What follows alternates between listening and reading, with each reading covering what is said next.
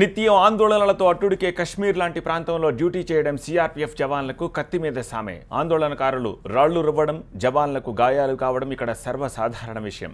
కొన్నిసార్లు ప్రాణాలు కూడా పోయిన సందర్భాలున్నాయి. అందుకే ఆందోళనకారుల దాడుల నుంచి ఇప్పుడు సిఆర్పీఎఫ్ జవాన్లను కొత్త రక్షణ కవచాలను ఏర్పాటు చేశారు. గతంలో సిఆర్పీఎఫ్ జవాన్లు ఏదైనా ఆందోళన కార్యక్రమాన్ని అదుపు చేయడానికి వెళ్లినా గాయాలు పాలయ్యేవారు. ప్రత్యర్థులు కాల్పులు జరిపినా పూర్తి స్థాయిలో రక్షణ ఉండేది కాదు.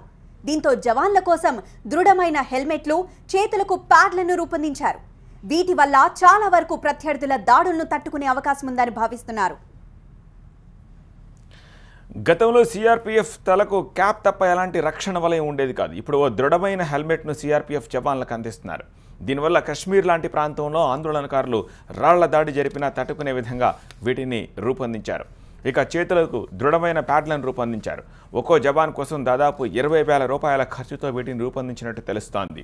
కొత్త రక్షణ కవచాలను ధరించి ఉన్న వీడియోలు ఇప్పుడు వైరల్గా మారాయి.